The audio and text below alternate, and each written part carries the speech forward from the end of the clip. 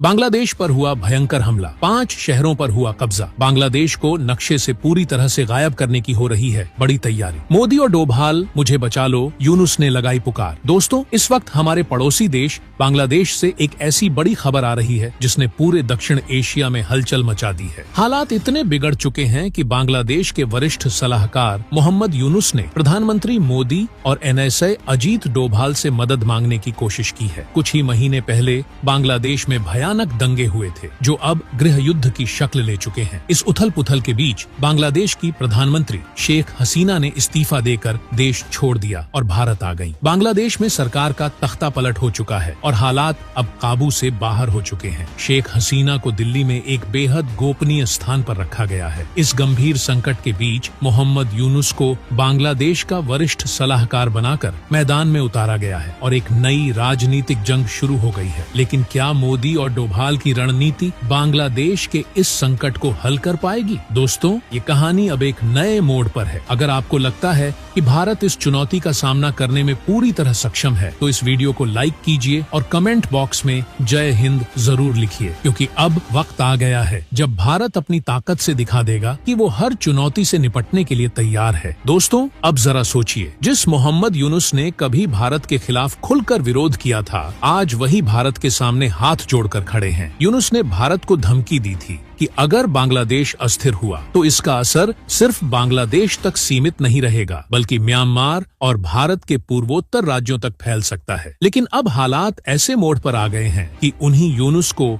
भारत से मदद की गुहार लगानी पड़ रही है। क्या यह भारत की कूटनीतिक विजय नहीं है? खबरें आ रही हैं कि यूनुस, जो लंबे समय तक भारत के खिलाफ माहौल बनाते रहे, अब प्रधानमंत्री मोदी और NSA अजीत डोभाल से संपर्क साधने की कोशिश कर रहे हैं। इसकी वजह साफ है, बांग्लादेश आज सबसे बड़े संकट के द्वार से गुजर रहा है। जिस बांग्लादेश ने कभी उन्नति के रास्ते पर चलने का सपना देखा था, वह आज दंगों और कट्टरपंथियों की चपेट में आकर तबाही के कगार पर खड़ा है। शेख हसीना का इस्तीफा देना और देश छोड़कर भारत में शरण लेना यह साबित करता है कि हालात कितने बदतर हो चुके हैं। लेकिन मामला सिर्फ यहाँ खत्म नहीं होता। म्यांमार और बांग्लादेश की सीमा पर तनाव अपने चरम पर है। म्यांमार के विद्रोही समूह अराकान आर्मी ने बांग्लादेश के कुछ हिस्सों पर कब्जा कर लिया है, जिससे हालात और भी गंभीर हो गए हैं। यही नहीं, इस संघर्ष के पीछे अराकान आर्मी को भारत, चीन और अमेरिका जैसे बड़े देशों का समर्थन भी बताया जा रहा है। अब आप सोचिए, क्या यह सब यूं ही हो रहा है या फिर इसके पीछे भारत का कोई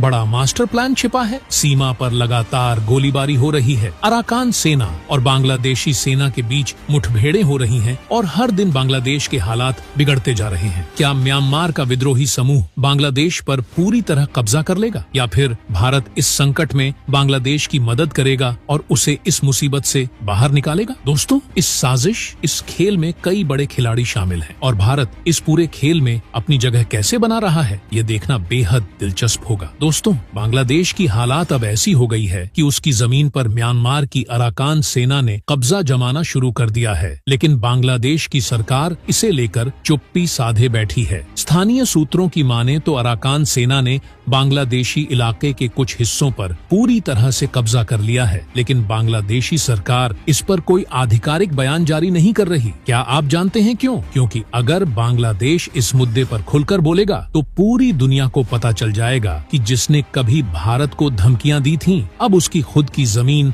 हाथ से निकलती जा रही है। बांग्लादेश अब एक ऐसी स्थिति में फंसा हुआ है जहां उसे चुपचाप अपनी जमीन खोनी पड़ रही है। लेकिन ये सिर्फ सीमा तक सीमित नहीं है। बांग्लादेश में अल्पसंख्यक हिंदुओं पर हो रहे अत्याचार, मंदिरों पर हो रहे हमलों और वहां बिगड़ते हालात ने भारत और बांग्लादेश के रिश्तों में जहर घोल दिया है। यही कारण है कि अब भारत ने बांग्लादेश को एक कड़ा संदेश दिया है। भारत ने बांग्लादेश को 24 घंटे का अल्टीमेटम देते हुए अपने 90% सामान की सप्लाई रोक दी है। इस एक कदम से बांग्लादेश की आर्थिक स्थिति और भी अधिक बिगड़ सकती है। भारत के व्यापारियों ने अपने नुकसान का जोखिम उठाकर भी बांग्लादेश को साफ संकेत दे दिया है कि अब और अत्याचार बर्दाश्त नहीं किया जाएगा। सिर्फ भारत ही नहीं, अमेरिका भी अब इस मुद्दे पर कड़ा रुख अपना रहा है। बांग्लादेश में हो रही आर्थिक अस्थिरता और राजनीतिक उथल पुथल पूरे क्षेत्र के लिए खतरा बनती जा रही है। अल्पसंख्यक समुदायों पर हो रहे हमले अब एक अंतर्राष्ट्रीय मुद्दा बन चुके हैं और भारत के कड़े फैसले से बांग्लादेश की सरकार अब संकट में फंसती नजर आ रही है। दोस्तों, बांग्लादेश में हालात अब इतने खराब हो चुके हैं कि भारत के व्यापारियों ने एक बहुत बड़ा और साहसिक कदम उठा लिया है। भारत, जो बांग्लादेश का सबसे बड़ा ऑटो स्पेयर पार्ट्स सप्लायर है, ने अपनी सप्लाई लगभग पूरी तरह रोक दी है। 90% से ज्यादा ऑटो पार्ट्स जो बांग्लादेश को भारत से मिलते थे, अब पूरी तरह से बंद कर दिए गए हैं। ये कदम उठाया गया है बांग्लादेश में हिंदुओं पर हो रहे अत्याचारों और मंदिरों पर हो रहे हमलों के विरोध में। लेकिन ये सिर्फ शुरुआत है। पश्चिम बंगाल के व्यापारियों ने भी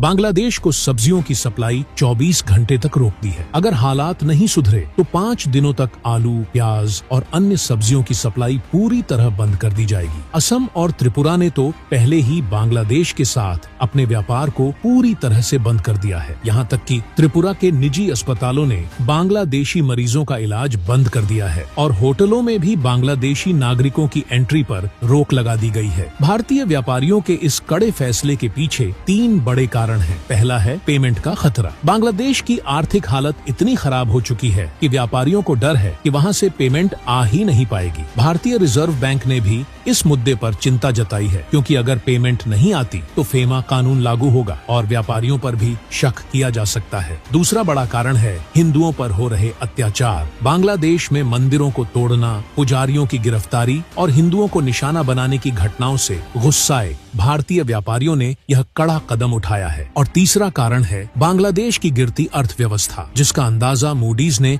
अपनी रेटिंग में लगाया है। अब सवाल ये है कि क्या बांग्लादेश इन हालातों से उबर पाएगा और क्या भारत का यह कदम बांग्लादेश को उसकी गलतियों का एहसास दिलाने के लिए काफी होगा? दोस्तों, हालात और भी गंभीर होते जा रहे हैं। बांग्लादेश की सीमा के पास एक बार फिर बायरख्तार TB2 मानव रहित हवाई ड्रोन देखा गया है, जिसके बाद मेघालय पुलिस ने तुरंत सतर्कता बरती। वायुसेना ने अपनी निगरानी को और मजबूत कर दिया है ताकि किसी भी संभावित घुसपैठ को रोका जा सके। यह घटना मेघालय के पूर्वी खासी हिल्स जिले में सोहरा और शैला के पास हुई, जहां ड्रोन को उड़ते हुए देखा गया। अब भारतीय रडार और लड़ाकू विमान लगातार इन बांग्लादेशी UAV पर कड़ी नजर रख रहे हैं। स्थिति इतनी नाजुक हो गई है कि भारतीय वायुसेना को स्पष्ट निर्देश दिए गए हैं। अगर कोई भी बांग्लादेशी ड्रोन भारतीय क्षेत्र में घुसपैठ करता है तो उसे तुरंत मार गिराया जाएगा। हालांकि अभी तक UAV से भारतीय सीमा के अंदर कोई आधिकारिक कार्यवाही नहीं हुई है, लेकिन सीमा पर तैनात BSF ने मेघालय सरकार को पूरी जानकारी दी है। BSF का मानना है कि बांग्लादेश की यह हरकत घरेलू स्तर पर अपनी ताकत दिखाने का प्रयास हो सकता है, क्योंकि बांग्लादेश में अशांति का माहौल बना हुआ है। बांग्लादेश ने अपने आधुनिकीकरण प्रयासों के तहत इन ड्रोन को हासिल किया था और अब उन्हें दिखाने का मौका मिल रहा है। रिपोर्ट के मुताबिक यह ड्रोन बांग्लादेश के तेजगांव एयरबेस से संचालित किया गया था। दोस्तों, तुर्की की बायरख्तार कंपनी द्वारा विकसित किए गए TB2 ड्रोन ने एक बार फिर से सीमा पर हलचल मचा दी है। यह ड्रोन अपनी उन्नत तकनीक और क्षमता के लिए जाना जाता है, खासकर निगरानी और सटीक हमले में। इसकी 300 किलोमीटर की परिचालन सीमा और 27 घंटे की उड़ान क्षमता इसे दुनिया के सबसे घातक ड्रोन में से एक बनाती है। हाल ही में मेघालय सीमा पर इस ड्रोन की गतिविधि देखे जाने के बाद पुलिस के IPS अधिकारी इदाशिशा नोंगरांग ने तुरंत भारतीय वायुसेना को अलर्ट किया। इसके बाद भारतीय वायुसेना ने बांग्लादेश सीमा पर अपनी निगरानी और अधिक कड़ी कर दी है। विशेषज्ञों का मानना है कि यह कार्रवाई सीधे तौर पर भारत के खिलाफ नहीं है, बल्कि बांग्लादेश की आंतरिक अस्थिरता के बीच अपनी ताकत दिखाने का प्रयास हो सकता है। लेकिन भारत इस मामले में कोई ढिलाई नहीं बरत रहा है। सीमा पर ड्रोन की हर गतिविधि पर बारीकी से नजर रखी जा रही है। BSF और भारतीय वायुसेना को निर्देश दिए गए हैं कि यदि कोई ड्रोन भारतीय सीमा के करीब आता है तो उसे तुरंत नष्ट कर दिया जाए। भारत ने अपने खुफिया नेटवर्क और निगरानी तंत्र को और मजबूत कर दिया है ताकि किसी भी संभावित खतरे से निपटा जा सके। भारतीय रडार और लड़ाकू विमान लगातार इन ड्रोन पर नजर बनाए हुए हैं ताकि बांग्लादेश की ओर से होने वाली किसी भी असामान्य हरकत का तुरंत जवाब दिया जा सके। दोस्तों, यह स्थिति और भी गंभीर हो सकती है। आपको क्या लगता है? क्या भारत को और सख्त कदम उठाने चाहिए? अपनी राय कमेंट बॉक्स में जरूर दें। जय हिंद।